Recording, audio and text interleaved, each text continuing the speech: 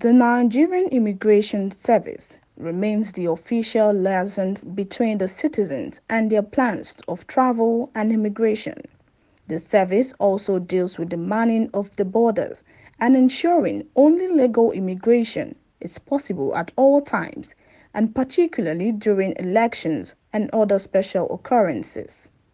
On this episode of Top Talk, the Service Public Relations Officer Comptroller of the Immigration, Tony Akuneme, speaks to Amadin Ogbewe about recent happenings in the service, agitations by officers for election allowances, use of technology in border control, and the matter of human capital flight, popularly known as the Japa syndrome.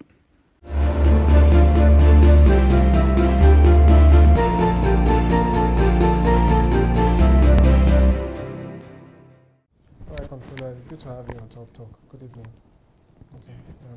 All right, sir. Let's start with the recent, before we move over to some other issues. The elections just rounded off. The bulk of it is over now. And we have just supplementary elections, but the majority of it is done. Tell us about that whole event and how the immigration played its part. And also, we're hearing some grumblings from some officers who claim they've not gotten the allowances accrued to them from that exercise. So, can you give us more updates on that? Yeah, thank you for the question, which gives us ample opportunity to clear the air about those issues. Yeah, the Immigration Service over the years have always played very visible roles, very active roles in general elections, starting from making sure that the borders are closed when the president directs as such, making sure that non-Nigerians don't vote. We actually recorded almost 6,000 voters' cards that were retrieved from non-Nigerians, just before the elections, including even the NIN cards, So our role is no longer like the underdogs or something. Yes, we are not the lead agencies for election monitoring, but our role needs no much emphasis. It is there for the speaking. So the Comptroller General of Immigration, Mr. Isajore Idris, actually dispatched about 21,000 officers and men to various states of the Federation to be part of the security agencies that monitored the election activities for the two elections. And the reports coming in from all the 36 states, from the controllers of the 36 state formations, are all positive. It shows that we were actively involved. One or two casualties, one officer was kidnapped somewhere, but later regained his freedom, and then such minor incidents. On the average, the elections just finished like a couple of weeks back, and the issue about payment of officers, more than 20 states is being done batch by batch, and as we speak, as of today, more than 20 states have been captured, have been paid. All the 36 states, all the officers in the 36 states are going to be paid. They have not all been fully paid, but about 21 states have been fully paid their allowances, remaining about 14 or 15 states. And in the last few days, the accounts officers, who are also the ones supervising these payments, got more involved in issues about end of financial year activities, and they had to kind of slow down on the election payments. But as of Friday, they had finished with the end of year activities, financial year activities. So by today, they are recommencing the payment of the outstanding officers. So this is very important because, yes, we've been hearing all those rumors, and of course, yes, they are not informed, and that's the essence of this opportunity that you provided. We're not taking it for granted, and because we know you can help us to disseminate the accurate information. About 21 states have been paid so far, and the remaining states will be paid in the next few days. But the end of year financial activities of the account sections a little bit affected the pace of the payments, which we really regret. And the Comptroller General expresses his a profound interest in making sure that officers get what is due to them, especially when they were part of the success of the whole process of elections. And that is where we are right now. All right. Speaking of the success of the elections, juxtaposing 2023 with previous cycles, did any of the Electoral Act and new developments perhaps reduce the advent of people trying to vote even though they are not citizens of the country, or was it pretty much the same issues you usually face? Well, I wasn't on this seat in 2019, but I was an immigration officer still, so I know that the scenario is virtually the same.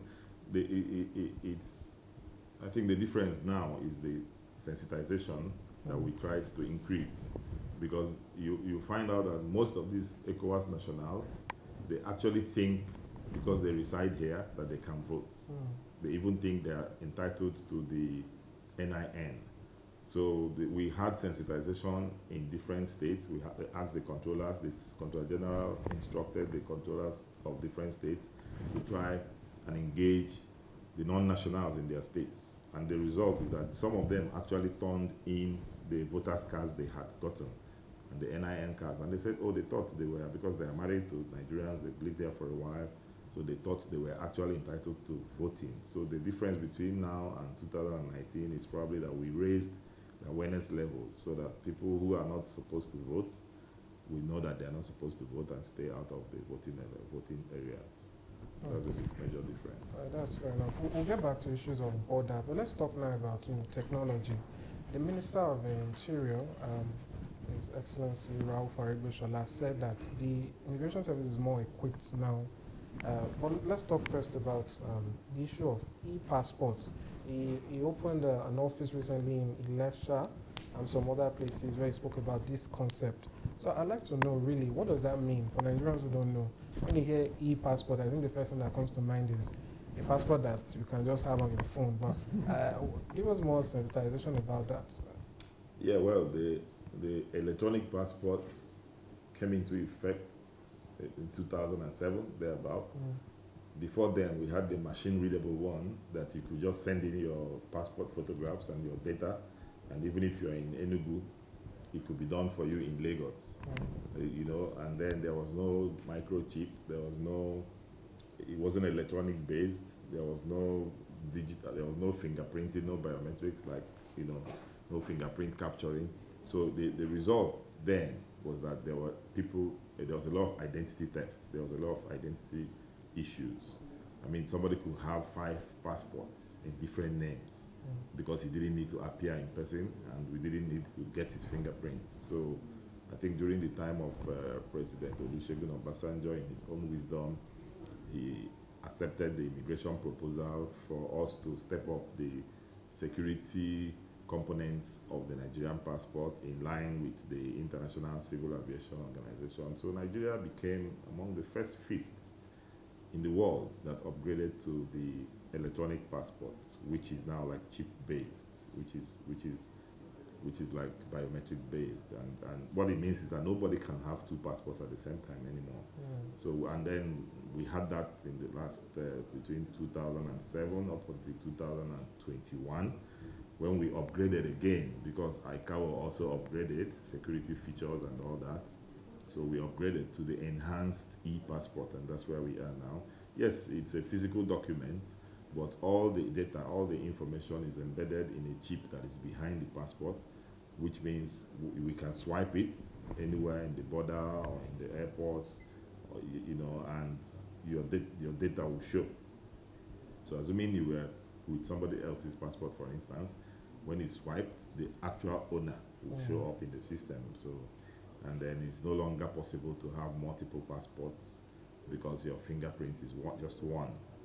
It's just like the BVN and the NIN. So this current enhanced e-passport has been upgraded to synchronize with the National Identity Management Commission's project, whereby you must have the same data in your NIN, the same data in your BVN, and the same data in your Nigerian passport, the new passport. So in the past, people could have, even to have, let's say your name is Sheun Olumloye in your NIN, and then you have Olumloye Sheun in your passport. It's still the same names, but not the same arrangement. So you can only have one surname. You can't have one surname here as Olumloye and have Sheun as your surname in another document. So the enhanced passport won't let you scale through if your NIN does not synchronize 100% with what you want in your passport. So that is where we are, and to that extent, yes, it is enhanced and it is purely electronic. It is chip-based and it can be read, from anywhere that is harmonized to the system. All right, what about the locations of these offices? It's heard, I don't know if you can confirm for us, that people usually troop to, the capital or Lagos, but from what we're seeing, the offices are everywhere. Is it the same thing that is obtainable in any of these offices, or are there special, requirements in Abuja and Lagos or thereabouts? No, it's just the mentality people have. Nigerians love, like those names. Oh, my passport was issued in Ikeja or in Ikoyi, or they even think it will enhance their visa application, or that the embassies are located in those places, and so those are the passport offices they recognize. That was the feeling like 10, 15 years ago. But we're trying as much as possible to let people know that the passport you get in Nasarawa is the same with the one in Enugu, is the same with the one in Abuja. So, and to be honest with you, yes, it has even added to the issue of backlog, of overcrowded applications and delays, because if, for instance, in Lagos we do 500 passports in a day. Remember, we have 3 passport offices in Lagos. Recently we opened a 4th office, even though it's just a front office. I'll tell you the difference. But even with that, you still have the issues of overcrowding, and which leads to delays, because it's still the same, maybe passport officers that we have that's working in all these places, so they're overstretched. So what it means is that, for instance, in Enugu, maybe in a day they get 20 applicants. Maybe in Nasarawa, 10 applicants a day, 15, 20. And there are officers posted there, waiting to issue passports, but there's nobody that is interested in, like leaving the country or to Japa or something. And so the mentality is more in the Lagos area, and then the crowd is more there, the population is more there, and so the pressure is more there too. The immigration facilities are overstretched in areas like Lagos, Abuja, Port Harcourt, even Owerri, Edo.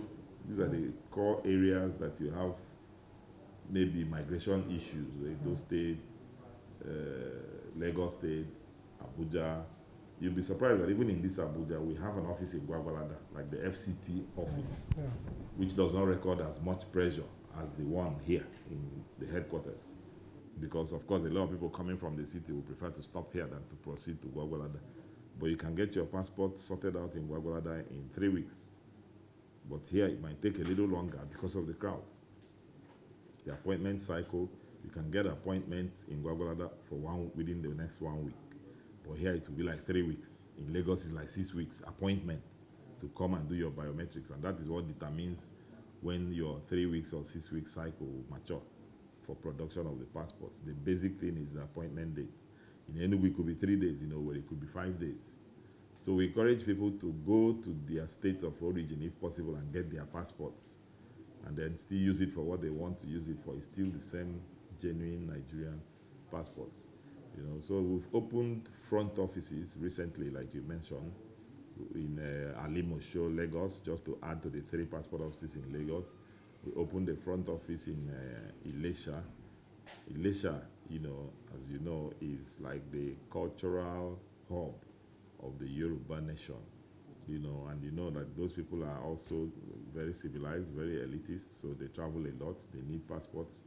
So instead of, going to Ibadan or Shobo, people around there can come to Ilesha and get their fingerprints taken, get their biometrics taken. We don't really necessarily have to produce the passports there or take the decisions there, but they can have their biometrics taken, and then they can go home from there and then come back and pick up their passports from those front offices. I mean, it's just like abroad, where you can do this in a post office and everything is sorted in a post office, and then you come back and get your passport there too. So we have front offices in Daura, opened recently, Alimosho, in Lagos, Ilesha in Osun State. And so there are already front offices in Abuja here. There's one in National Assembly, there's one in Foreign Affairs, there's one in the Villa, like to give to those VIPs who may not have the time all the time to travel up this far to come and get their biometrics taken. So the question now, you already touched on it, the issue of backlogs and delays. You mentioned a few issues, which is people trooping to the city centers. But, what are the other, attributes or issues that contribute to this? I know you've already restated the services zeal to, decongest all of this. But what are really the factors responsible for the delays? Basically, apart from the crowded centers, passports wouldn't take more than 3 weeks. What is there to delay about? I mean, I have the booklet and it's for sale, and you want to buy, and I'm open for business. So you come and make your passport. We already said if it is renewals, which means all your data are already in our system, it's 3 weeks after capture, post biometrics. If it is fresh, because we need to double check your address or double check your details or double check your NIN, it's 6 weeks. But I could tell you very frankly that any passport that anybody says here, some people call and they say, oh, it's 7 months, oh, 8 months. And we're like, how? Like, where? Are we going to eat the passports? We want it to be given out to Nigerians. It's a revenue earner for the federal government in the first place. So any immigration officer who is keeping a Nigerian from getting his or her passport is a saboteur. That's the way the Comptroller General feels. You can't stop a fellow Nigerian from acquiring a document he has paid for. But we have noticed also that over time, our people are used to engaging third parties, even for things they can do for themselves. So you find out that my younger brother works in Chevron. He engaged somebody to help him apply for a Canadian visa for his family. And the agent didn't even have what would I use? What word would I use? You didn't have the civility also to ask your client, where do you work? So he imported a place of work for him, or somebody that works in Chevron that will be happy to tell you where he works and provide the evidence and the details needed for his employment. But the agent put like business or something and put a fake business address for him. And Canadian embassy banned him from applying for visas for 10 years. You can imagine the pain that the reason is something that he has, genuinely. So we discourage people from using third parties to apply for passports. We have noticed that that is the main reason why passports delay. Because you won't even know that the phone number, for instance, they put for you in your application is 080-00000. Just because they're in a hurry. Those agents are in a hurry to churn out as many applications as possible because they're charging 2,000 or 3,000 for their clients. So they don't have the patience, and they also think it is risky to put their own phone numbers. They don't know the implications anyways, and they can't put one number severally for their different clients. So they now import numbers that don't exist. So assuming we needed to contact the person, oh, please come back, your fingerprint didn't appear very well, which can happen sometimes. Oh, please come back, your picture didn't appear very well. There's an error here or there that we needed to redo, which can be redone in 24 hours or 48 hours. But you can't reach the person. He just left, yes, but you can't reach him or her, just because the details on the application form which he has provided is not working. The email is fake. The phone number is fake. So at that point, we're at a loss how to get to this person. Meanwhile, the person goes home because he has finished his biometrics, and he goes home counting the days for immigration to send the passport back or to contact him. But he forgot that he didn't provide the contact details by himself. So this is a cardinal issue that we really want, the public to know about. The application process online has been made very user-friendly. I don't hear people complaining about issues. That's not part of the things we hear about, how to apply. It's very easy on the immigration website, on the portal. It's very easy. Very, very easy. And I haven't really had anybody, I mean, a lot of people call, and when they call, you say, go online and apply. They say, okay, thank you. And nobody comes back to say, I couldn't do it. Even though if you do, we still have people in the ICT here and the Servicom unit who could help applicants to get their online applications done. But our message is really for people to avoid third parties and try as much as possible to do this themselves. Then secondly, we also noticed that irregularities in NIN is another major factor of delay. Because like I said, when you finish your biometrics and go home, that's when we start processing back end. And you will not know that your Shegun Ogunloye and Ogunloye Shegun are not the same persons as far as the law is concerned, as far as the system is concerned. So by the time you want to approve the passport application online to be able to issue, it will show you there's an error somewhere, that this person and this person are not the same people. And that's when we start looking for you again to come. Oh, please take your application to NIN. Do you want the name on NIN or do you want the name on your old passport? And a number of times people say, oh, I want the one on my NIN. This is my real name. This is the one in my WAEC. This is the one in my degree. This is the one in my NYSC. So this is the one I want. You say, oh, that's why you have to hear from them. Yes, you can't just assume.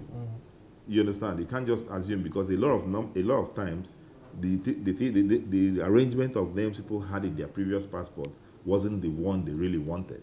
But then nobody cared. I mean, this NIN wasn't there yet, and then all this enhanced passport system wasn't in place, like trying to be strict with identification of each person. So now that we start that process, it is very important to ask the applicant, which of these two name arrangements do you prefer? If they say it's the one in the passport, it's okay, take your NIN, go to NIN office and redo it. Make sure it aligns with what you have in your passport. If you say, I prefer the one in your NIN, then we'll say, okay, that means we have to redo the one in the passport. And then it has to tally. So we have to now follow the one in his NIN to redo the new passport. So this information is very important.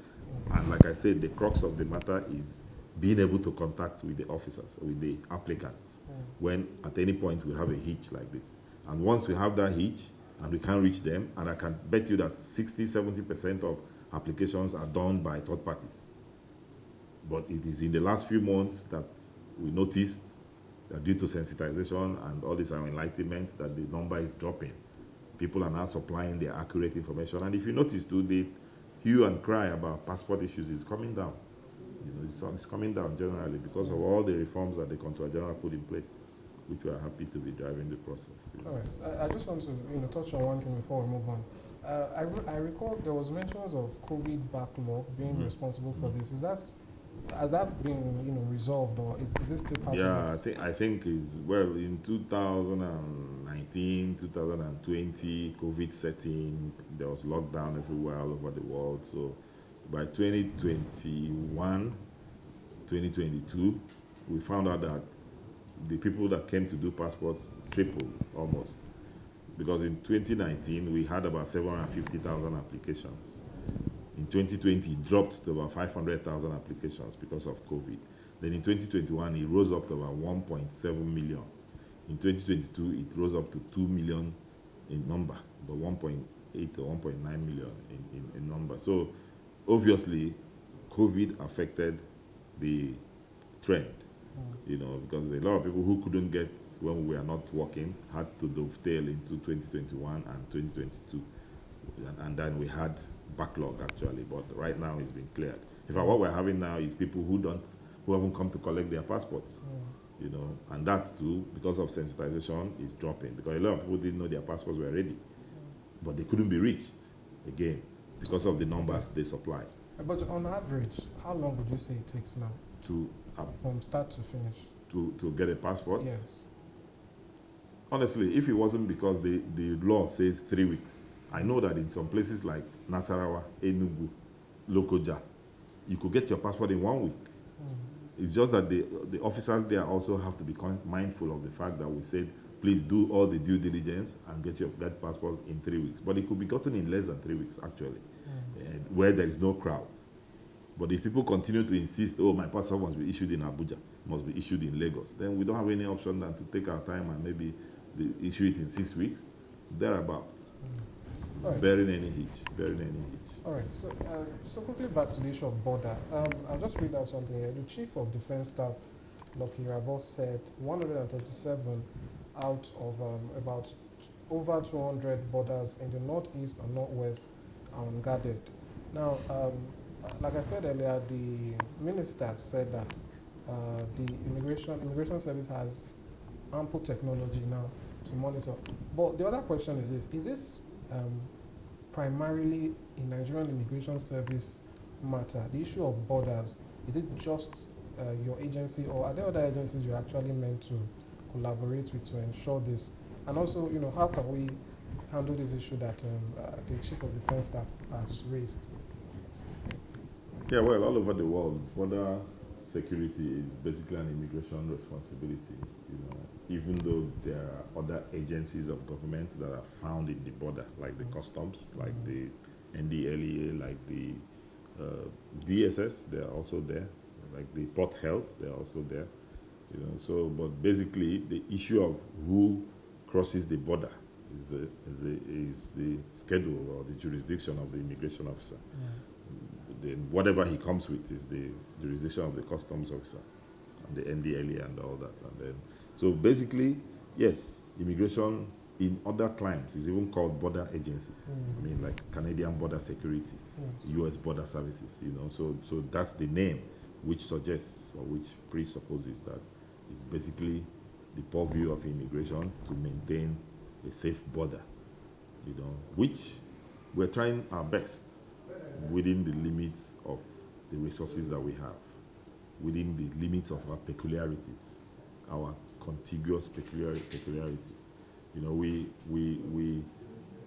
like we said, we have approved borders, and we're mindful of basically the approved borders, because that is what we have the resources to man. And we're doing just that. We at every point, of course, we need more resources, we need more manpower to be able to do what we do more effectively. And the federal government, in its magnanimity, has recently approved the waiver for the NIS to recruit more graduates, and I'm sure that will be taking place in the next couple of weeks or months, and that will add to what we already have in terms of manpower. Yes, technology. We have deployed what we call the MIDAS, the Migrant Information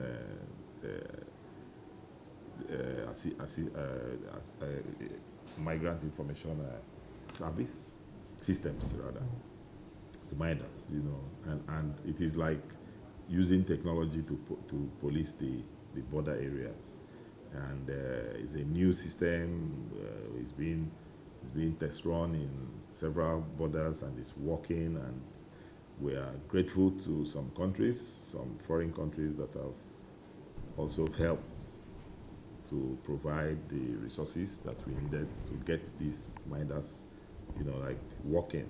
I mean, the IOM, the International Organization for Migrants, have been very supportive in supporting in providing the necessary infrastructure and the framework for the MIDAS to take off.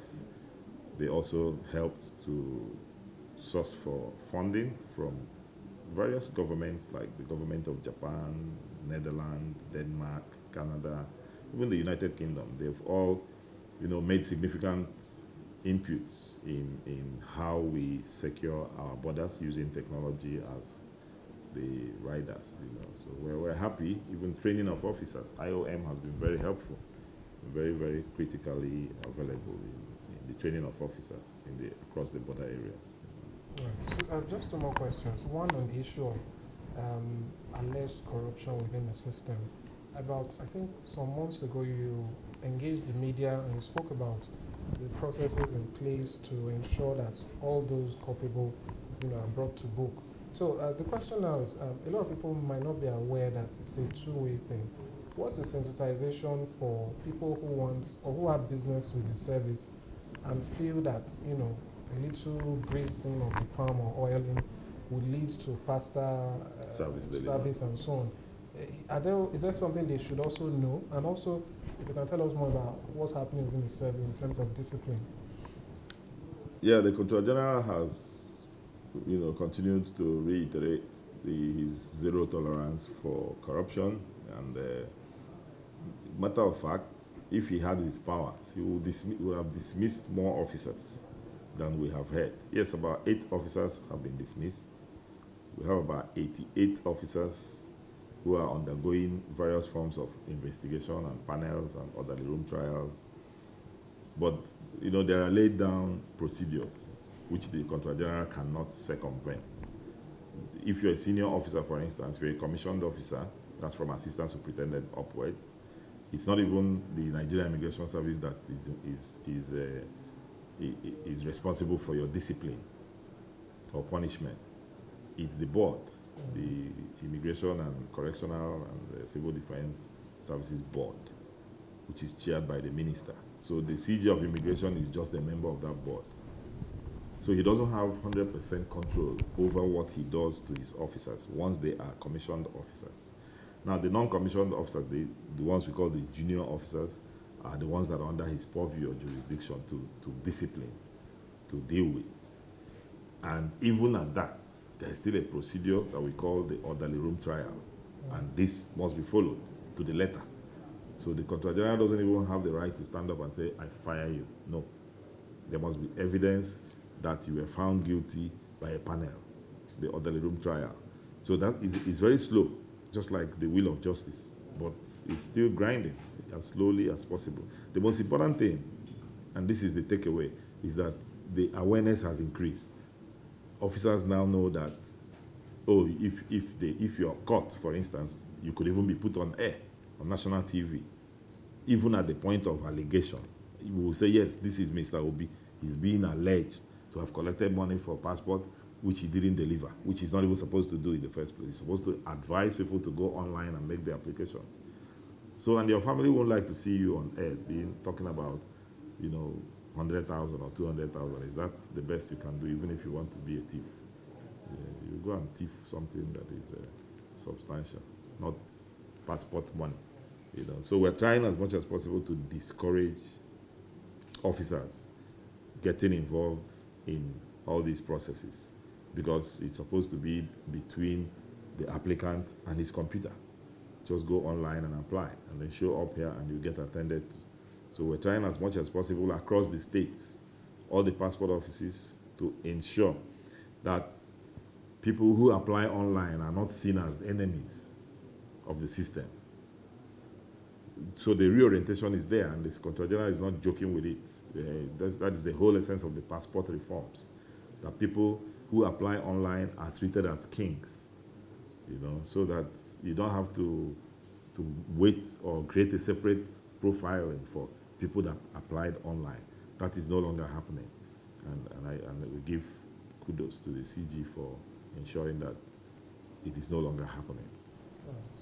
That's fair enough. All right. And now, to round up, some person might call this a funny question. Well, the fact that your position or your duties as immigration, I feel it exposes you more to this information than others, which is the Japa syndrome, as we spoke about before. I'd like to get your thoughts and analysis on this. When things happen in Nigeria, maybe the next day you might see on the news a queue of young Nigerians lining up, and you see Nigerians are trooping out and so on and so forth. I'd like to get your own analysis on what you think is going on really. Is there an upsurge? The other day, a university released their applicant countries, and Nigerians, the number of Nigerians that had applied were more than the next 3 countries combined. And we've seen a lot of this. So, from your own position, what do you make of the whole situation? Well, basically, migration has existed from the origin of mankind. I mean, even Abraham had to be asked to leave his town to go to another town. All those people in the Bible that we read, they migrated. Jesus was born in another state or city other than his own. And I'm sure maybe we have similar things in the other religions. I mean, stories of early early mankind and how they approach.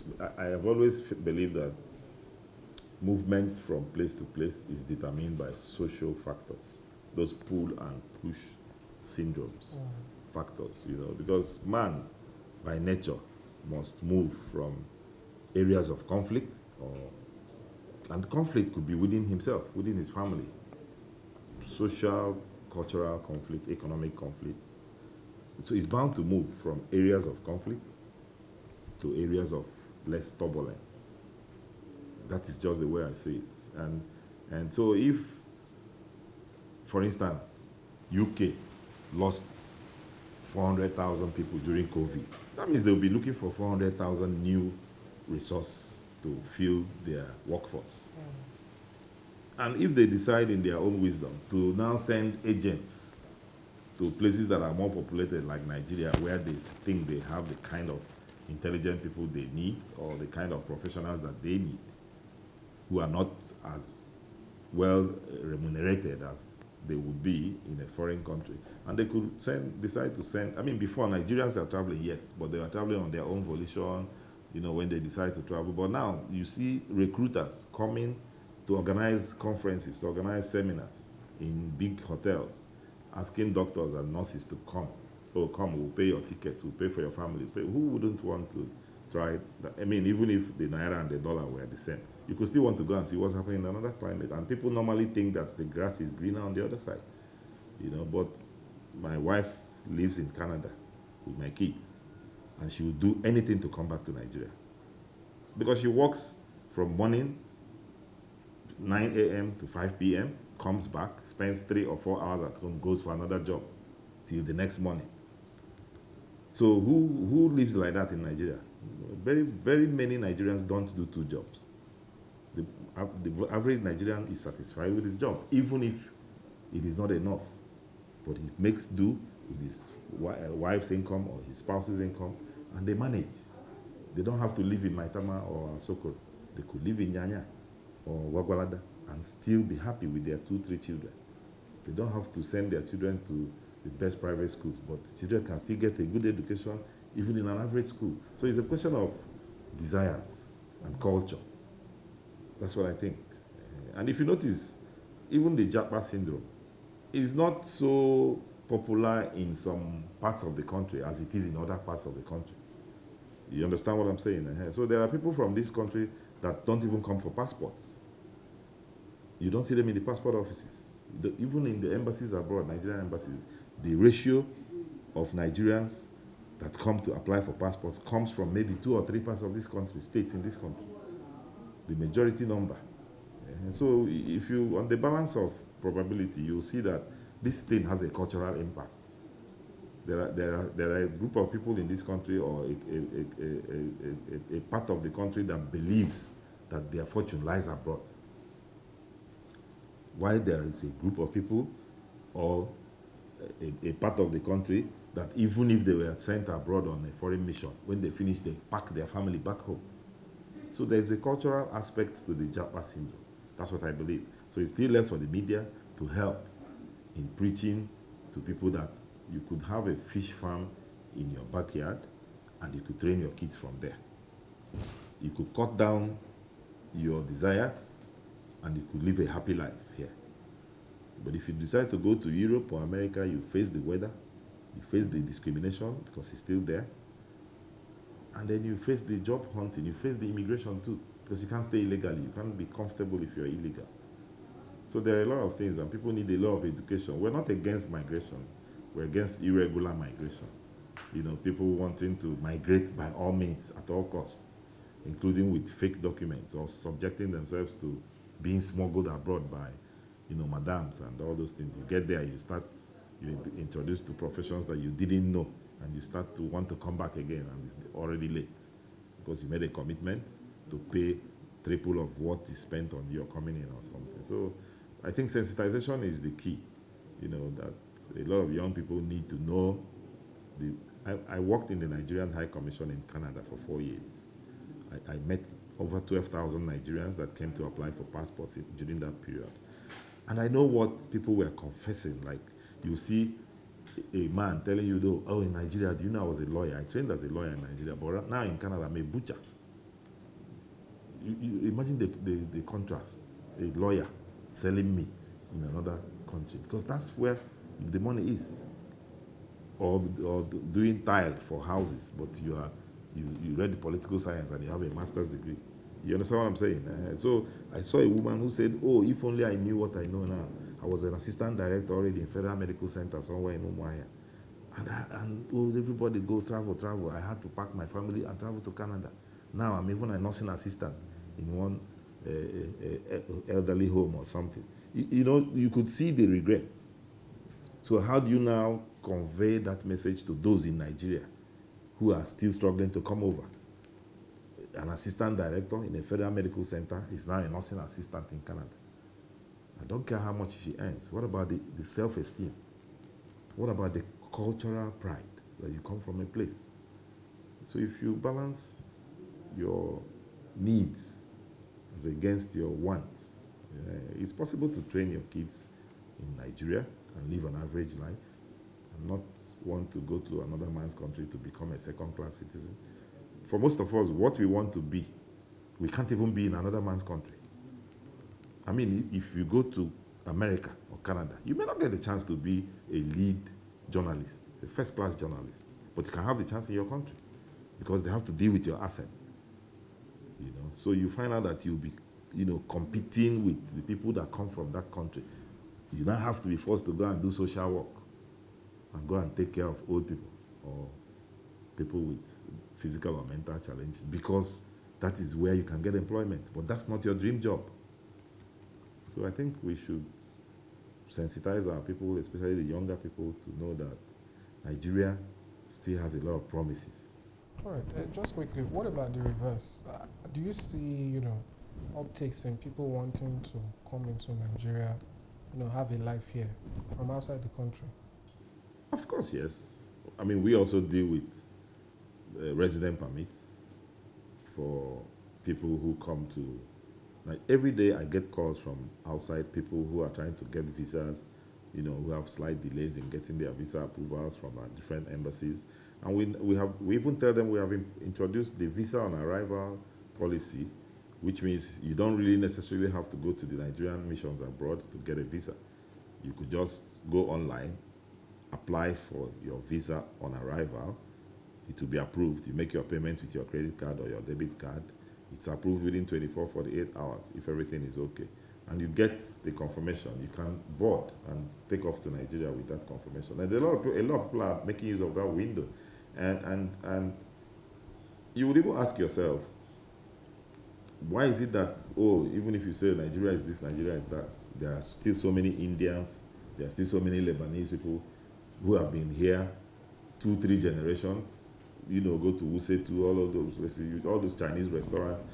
There are Chinese here, there are Lebanese here, there are Indians here who were born here even. And so they want to go home. And yet, Nigerians are talking about leaving their country for another person to come and take over. So it's just the ingenuity that we're not exploring.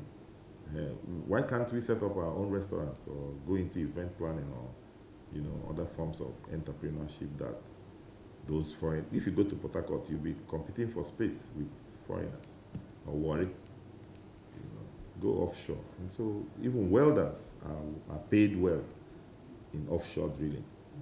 So why are young people not going into offshore welding? You understand what I'm saying? So we need more sensitization that you could be a chef and be a good chef, and get a good job here instead of going abroad. All right. Thank you so much, Comptroller General, for enlightening us today. And like I said, we'll do more of it, and hopefully we can come back and get some updates if there are any changes. Thanks so much.